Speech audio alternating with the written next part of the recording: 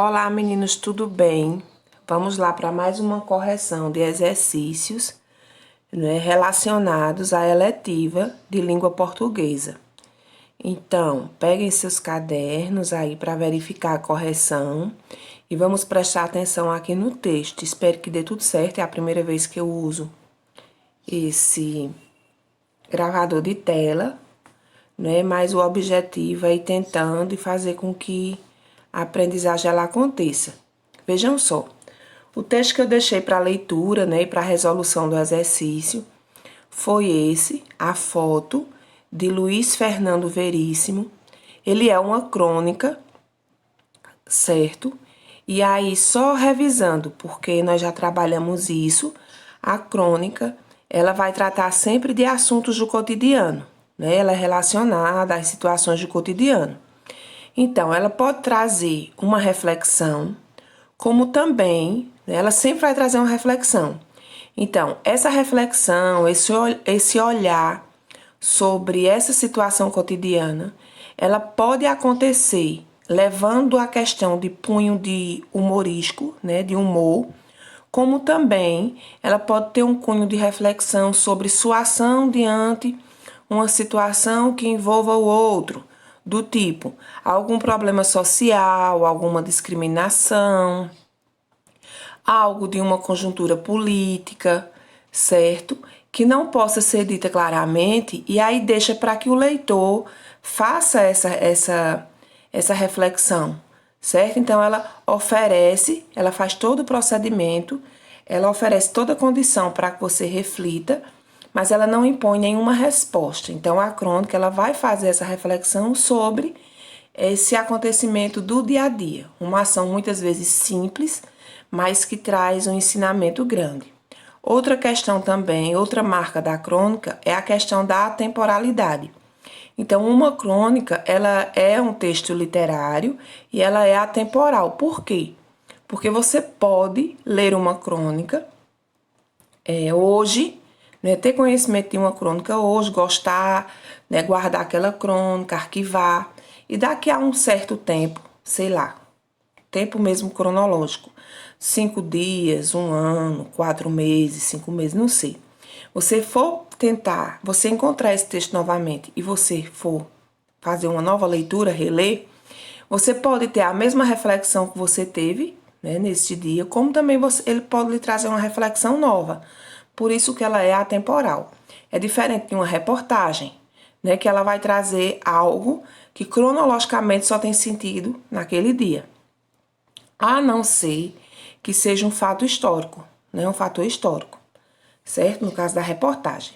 Essa crônica é de um cronista assim que eu gosto muito, Luiz Fernando Veríssimo, porque ele tem uma marca muito boa de um humor discreto, sobre essas situações do dia a dia. Quando eu vi nessa crônica a foto, mesmo sabendo que ela trabalha com os escritores de Gil Saep, que já é uma coisa muito boa, para ser selecionada, eu gostei dela por conta desse humor, assim, que a crônica traz, e assim nos trazendo uma reflexão sobre essa questão da foto, da fotografia. Em um tempo em que as pessoas, elas tiram suas fotografias hoje só em celulares, correndo risco e assumindo os riscos desse aparelho, entrar em pane, deletar. Eu venho de uma geração que as pessoas elas revelavam as fotos, ou imprimiam, sei lá como vocês queiram chamar, mas elas tinham lá em papel.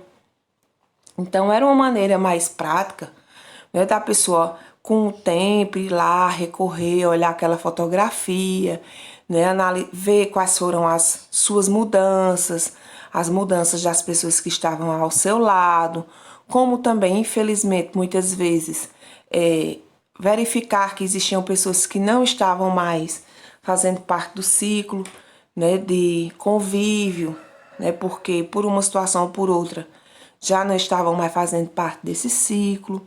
Então, a crônica de Luiz Fernando Veríssimo ela vai falar sobre isso, as agonias que muitas vezes as famílias elas têm para tirar uma foto. certo? Então, você vai pensar que nem sempre existia a selfie. Então, a selfie hoje, ela é atual, né? A selfie, ela não é antiga, ela é atual, né? Então, você tem um celular e que você tem essa opção de você sair na foto por meio de uma selfie. Algumas décadas, né, atrás, isso não era possível. E aí não era possível por quê? Primeiro, porque as pessoas elas não tiravam foto em celular, né? Elas não tiravam, eram em câmera mesmo. Então, elas não tiravam em câmera, elas não tiravam fotografia, foto. Então, era preciso, não era em celular. Então, para se tirar em uma câmera, alguém ficaria fora da foto, porque não tinha como fazer uma selfie em uma câmera. Então, alguém iria ficar fora daquela foto. E aí, dependendo do momento, se era um momento muito importante, né, sei lá, decidir quem iria ficar fora daquela foto é uma confusão, né? Vocês sabem que família é a melhor coisa que existe no mundo, mas existem problemas, né? Às vezes de uma coisa muito simples, na família se gera uma discussão muito grande. Então, momentos em família, vocês sabem, né? Confraternizações, né? Que é um almoço, uma coisa que reúne mais pessoas, um momento especial, né? Desse cotidiano familiar, muitas vezes acaba em uma confusãozinha. Então, é isso que Fernando Veríssimo vem tratar nesse texto. Então, eu vou ler o texto. Sei que vocês leram, mas eu vou ler para poder ir para as questões. E ele disse assim, ó. A foto. Foi numa festa de família, dessas de fim de ano. Então, você já sabe aí, ele já apresenta o cenário, né? Então, você já vai imaginar, era uma festa de família em fim de ano. Então, era uma data, um momento especial. Se existia alguém de fora da família, essa pessoa veio, se programou, né? Então, não era só aquela família que está ali todos os dias. Existiam mais pessoas. Já que o bisavô estava morre não morre, decidiram tirar uma fotografia de toda a família reunida, talvez pela última vez. Então aí a gente já tem uma descrição aí do cenário. O bisavô já devia ter uma idade, né, avançada, e aí por ter uma idade avançada, as pessoas vinham de fora, todo mundo vinha, e naquela expectativa, esse pode ser o último Natal dele, né? O bisavô estava morre, mas não morre. Decidiram tirar uma fotografia e toda a família reunida, talvez pela última vez. A bisa e o bisa sentados. Filhos, filhas, noras, genros e netos em volta. Bisnetos na frente, esparramados no chão. Então é aquela organização de foto. Castelo era o dono da câmara. Comandou a pose. Depois tirou o olho do visor e ofereceu a câmera a quem ia tirar a fotografia. Mas quem ia tirar a fotografia? Tira você mesmo, é. Ah, é? Eu não saio na foto? O Castelo era o genro mais velho, o primeiro genro. O que sustentava os velhos tinha que estar na fotografia. Tiro eu, disse o marido de Bitinha.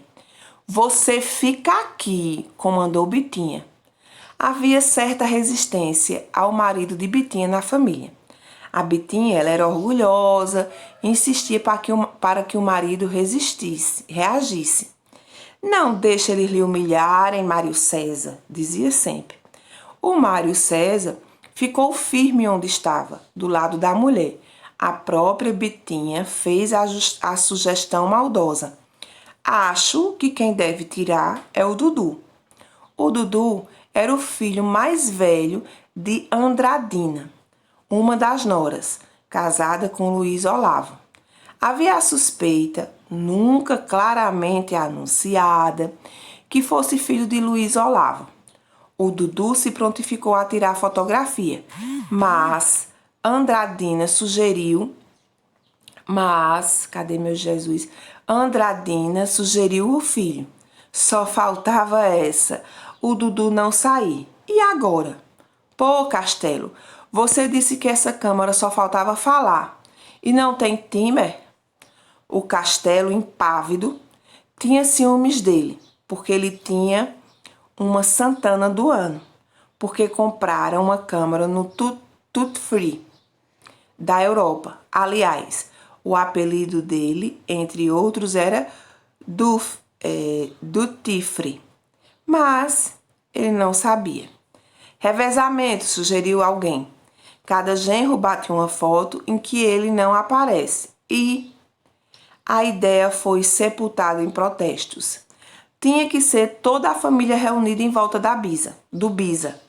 Foi quando o próprio Bisa se ergueu, caminhou decididamente até Castelo e arrancou a câmera da sua mão. Daqui! Mais seu domício. Vá para lá e fica quieto. Papai, o senhor tem que sair na foto, senão não tem sentido. Eu fico implícito, disse o velho, já com o olho no visor. E antes que houvesse mais protestos, acionou a câmera, tirou a foto e foi dormir. Então vejam só, aí além, né, dessa situação toda, tem uma confusão para tirar o conflito, né, para se tirar essa foto, né, existiam os argumentos, né, você vê que o texto ele é todo construído aí em argumentos. Quando ia aí alguém da família, né, dizia, não, você tem que ficar, e tome tempo de discussão, e aí, pois bem, vamos lá dar continuidade. Então, nós vimos aí a questão de toda a descrição, né, do cenário, da crônica.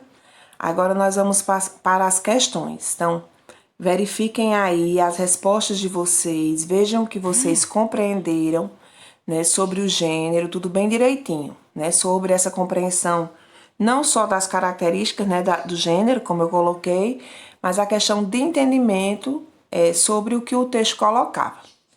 Questões sobre o texto, diz assim, ó. No primeiro parágrafo, temos uma complicada questão a resolver. Quem ia tirar a foto? Quem ia tirar a foto? Mas porque uma simples foto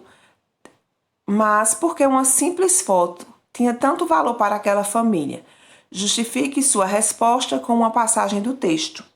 Então, aí ele, além de fazer a pergunta, ele pede dar um encaminhamento para que você responda, né, colocando um fragmento, né? Então, o fragmento seria esse, tá lá no comecinho da crônica, porque talvez fosse a última foto com a família toda, né? Levando em consideração a questão da idade deles, né? Talvez fosse, porque talvez essa família só pudesse se reunir mais uma vez com um ano, né? Vamos pensar que com um ano essa família pudesse se reunir e alguém dos que estavam lá talvez não pudesse com um ano, né, ou coisa desse tipo. Então, porque talvez fosse a última foto com toda a família.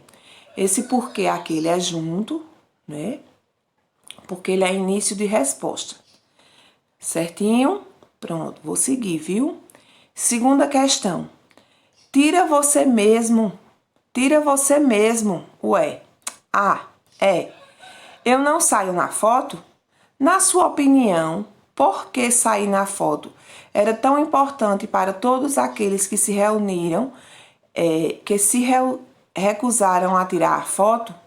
Aqui a gente já tem um porquê diferente, ó, um porquê aí separado, porque ele está fazendo a pergunta.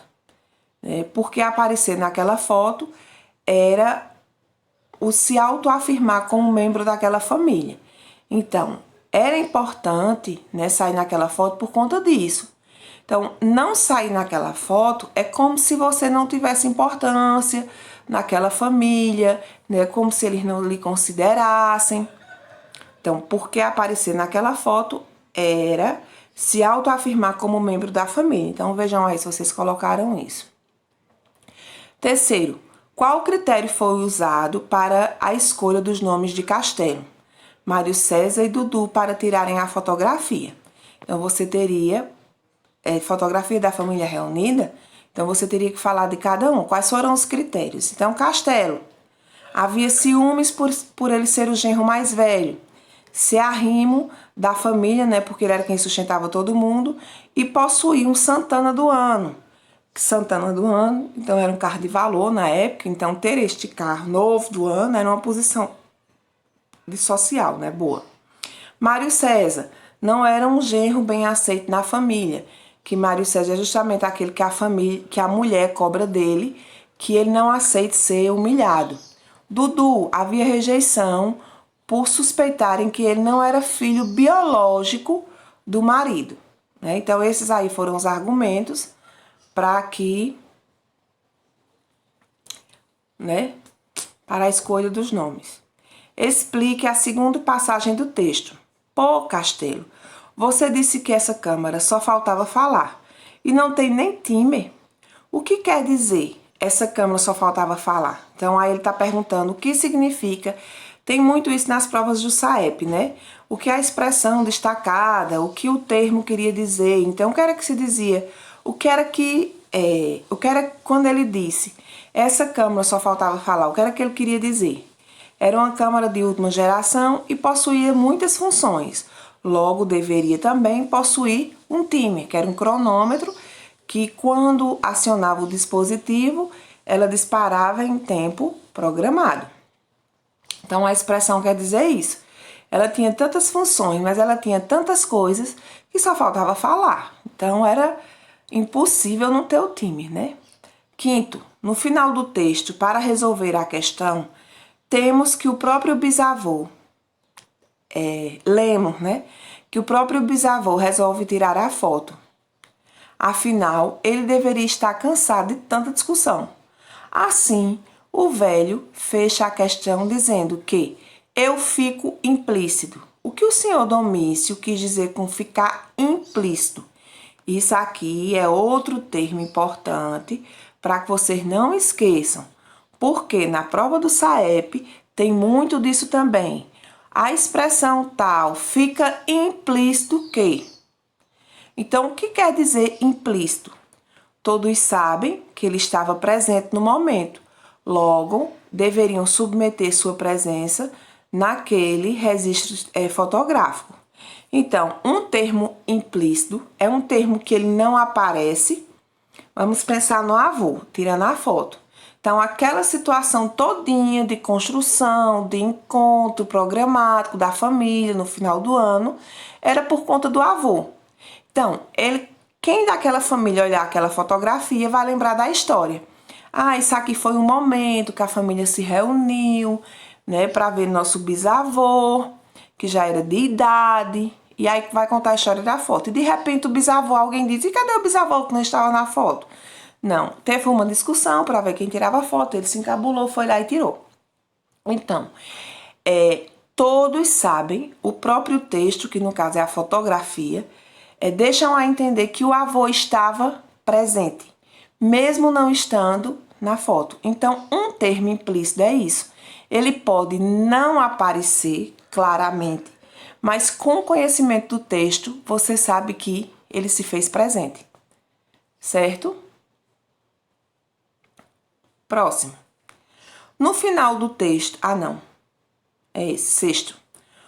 O tema da crônica é, então, você deveria ter marcado a letra E, que são relações familiares, certo? As outras questões aí, acredito que vocês não tenham errado. Ações em prol do idoso não seria, então, infidelidade são outras coisas que são secundárias ao texto, mas não é o principal, o tema principal. Então, correto era a letra E. Sétimo, as reticências usadas na frase mas seu Domício sugerem que o bisavô. Então, mas seu Domício não poderia faltar nessa foto, obviamente. Até porque nós temos aqui o uso de uma conjunção adversativa mas, né? Então, ela vem sendo contrária à frase, né, a oração anterior. Então, quando eu tenho essa conjunção aqui adversativa mas, ela vem para contrariar, para ser adversa ao termo anterior. Então, quando se diz, mas seu Domício, era justamente porque ele era a única pessoa que não poderia faltar naquela foto. Então, acertou quem marcou a letra A. Oitava, há humor quando o narrador sugere. Então, eu disse a vocês logo no começo que essa era uma crônica de Luiz Fernando Veríssimo e ele tinha essa sagacidade, esse modo de escrever com humor. Então, onde é que havia o humor aí? Quando Mário César foi bruscamente impedido de tirar a foto. Então, Mário César era aquele que a mulher não admitia que ele fosse assim, humilhado, subestimado pela família. Então, há um tom de humor aí, porque Mário César foi quem se ofereceu. Então, ele não ligava em não sair da foto, mas a mulher dele não aceitou, de jeito nenhum. De jeito nenhum. Então, ela cobrava do marido uma posição que levou uma discussão. Então, aí acertou quem marcou a letra D. Certo? Nono, o conflito da história se estabelece a partir da escolha de quem fica fora da foto. Né? Todo momento o conflito se dá por conta disso. É esse, é aquele outro. Então, 11ª. O conflito foi resolvido pelo próprio bisavô, que foi tirar a foto. Por que ele tomou essa decisão?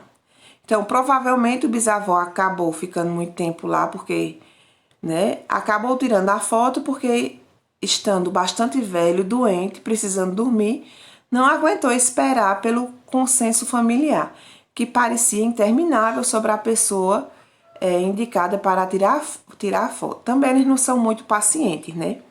Então, se esse não pode, esse não pode, esse não pode, esse não pode, uma pessoa de idade que está no cantinho dela, descansando, então ele disse, eu vou lá e acabo com tudo isso. Qual a visão do autor da crônica sobre as relações familiares? Ele tem uma visão crítica, mas bem-humorada, sobre as relações familiares, porque as pessoas agem motivadas por ciúme, sentimento de inferioridade, suspeitas veladas, ou seja, condutas negativas, porém, todas essas são sentimentos, né, inerentes aos seres humanos. Os familiares insistem em pousar na foto, sendo representados, né, cada um com seu papel de uma família unida e solidária, ainda que na aparência. Né? Então, aí fala sobre a simplicidade do texto, mas de uma reflexão muito profunda. Né? As pessoas postam, tiram fotografia, muitas vezes velando, né, conflitos que a família tem. 12. O personagem Castelo considerava injusto não aparecer na foto da família. Por quê? Porque eles consideravam um membro importante da família. Além de ser um dos mais velhos, ele tinha uma responsabilidade financeira na família, ele tinha um Santana, né? Era um homem de muita posição, então ele era um dos que não podia ficar fora, né? Por conta da importância que se tinha, que se achava ter, né? Os familiares, por sua vez, pensavam que Castelo deveria ser o fotógrafo, motivado pelo quê? Pelo ciúme, né? Ele deveria ser o fotógrafo por conta do ciúme, né? Então, as pessoas tinham ciúme dele. Né? Então, quem tinha lá seus maridos, né? Os genros, que também tinham na família, e que não eram assim, não tinham o poder dele aquisitivo, ou, né, de influência na família, se sentia enciumado. Se Castelo não pode ficar fora da foto, o meu também não vai poder, né? Porque ele também tem sua importância. 14. De acordo com o que sugere o texto, a posição em que toda a família se reúne para ficar em uma fotografia propícia. As devidas homenagens ao bisavô. Né? Vocês viram que lá no comecinho, quando teve a descrição do cenário, né, da apresentação do cenário, eles diziam filhos de pé, neto sentado, bisneto não sei aonde. Então, tinha toda uma hierarquia de posição e de homenageá-lo. Volte ao texto, a palavra fotografia, quantas vezes ela se repetir. Essa repetição ao longo do texto da palavra fotografia é um procedimento utilizado que ajuda a enfatizar a excessiva importância que todos vão atribuir na fotografia. Então, ela é repetitiva, mas ela não é uma repetitiva desnecessária. Ela é repetitiva por quê? Porque cada membro que tenta e tirar a foto, ou que é convidado, ou que se oferece, e que as pessoas que estão do outro lado da fotografia, né, que estão na posição, argumentam ou contra-argumentam para que aquela pessoa deveria participar da fotografia, então não tem como essa palavra fotografia não aparecer, certo? Então, essa repetição excessiva da palavra fotografia se dá por conta disso, porque na construção dos argumentos ela se faz necessária. A insistência de Bitinha para que o marido reagisse às humilhações sofridas se apresentam como consequência da resistência da família com o marido de Bitinha. Então, esse marido, né, implicitamente, pelo que a gente vê no texto, esse marido de Bitinha, ele tinha alguns problemas com a família, assim, né? Então, a família ou humilhava, ou ele não tinha uma posição, assim, de discurso firme. E Bitinha era aquela pessoa que tentava posicionar o marido ali com um certo, defendia o marido e tudo mais. Então, existia essa resistência por conta disso, né? E Bitinha deixa isso muito claro no texto. Em O Castelo Impávido, o emprego do adjetivo impávido caracteriza o personagem como alguém impetuoso, né? Então, quando você, no texto, quando ele fala impávido, é alguém impetuoso, não é alguém ali que não vai deixar a coisa acontecer de modo muito fácil, não. Então, vejam, essa era a correção, é a correção do texto. Espero que vocês tenham entendido, né? Qualquer coisa, eu estou à disposição para alguma possível pergunta. Vão lá nos comentários particulares e façam as posições de vocês, os questionamentos, caso vocês tenham alguma dúvida, certo? A atividade dessa semana é a correção desse texto, né, dessa interpretação. Então, eu vou colocar lá o link, vou postar no YouTuber, e aí vocês vão assistir o vídeo, fazer a correção no caderno, e também vou colocar lá como atividade. Só que, como atividade, eu vou colocar só para você marcar em comentários particulares, ok, correção feita, certo? Para mim ter um controle de quem fez a correção ou não. Então, você assiste o vídeo, faz a correção, o vídeo vai estar lá no link no mural para você acessar no YouTube. E aí você vai marcar como lá em atividade, em comentários particulares, o ok que fez a correção. Não necessita de foto de caderno, então você não vai tirar foto do seu caderno. Certo, menino? Muito obrigado. Um cheiro bem grande. Fiquem com Deus e em casa. Certo? A gente se encontra na próxima aula. Valeu!